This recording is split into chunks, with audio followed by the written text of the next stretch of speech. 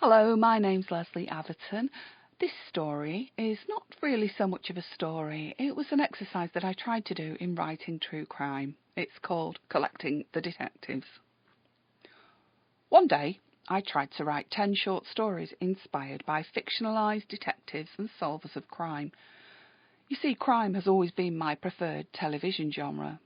I adored the relentless surliness of Morse, Tom Barnaby, the family man, the astonishing prim Miss Marple, and Hercule Poirot with his neat squares of breakfast toast. I sat at my computer and began to type, but despite all my interest in the genre, I couldn't make it work. Perhaps I was getting hung up on technicalities and legalities, or the problems of copyright and the like, but I couldn't help but wonder, how would one go about creating the perfect character? Perhaps the detective would be Bergerac-like, though less smooth. Perhaps he would now be retired and back in Jersey, ready to meet up with an old flame, a retired ex-jewel thief. Or perhaps my hero might be more like ex-police detective Henry Crabb, now running his own restaurant, who would be found cooking up something amazing when Tony Hill, criminal profiler and psychologist, arrives for a meal. Crabb and Hill might discuss whodunits and Tommy Cooper, and over the course of the meal and a couple of after-dinner drinks, the crime would be solved. Or perhaps my detective would be more like Inspector Rebus, a rough-around-the-edges Scot set apart from society, but who eats, drinks and sleeps crime. But my plans didn't turn out. I realised that all I was doing was listing and exaggerating. I was collecting the detectives.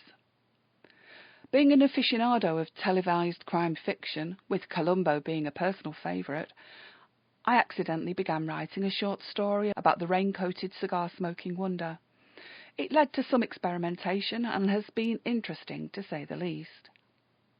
My composite detective is dysfunctional, non-family oriented, and his tale began as the flag, the arm and the chestnut brown hair.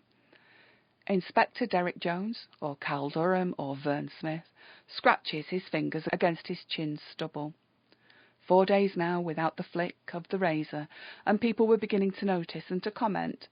His latest work mission, to infiltrate an unusual, outwardly pagan group with links to organised person trafficking, was a total nightmare. The people he met in the group were great, and he found it extremely hard to mistrust, dislike, or even retain any scepticism about them. They were simply decent people. Sometimes his work was a pain. The flag was a scruffy and dated bar, and the inspector fitted in pretty well with the old and dated clientele. One woman in particular he had his eye on, not for the usual reasons, though he wouldn't have said no. Her hair was chestnut brown, and as wavy as his had been as a child. It shone like the outside of a newly polished conker. It was simply the most beautiful hair he'd ever seen. His own, once wiry and wayward, was now almost gone. That which clung on for dear life was shaved to a millimeter's length, and usually hidden under one of a collection of flat caps.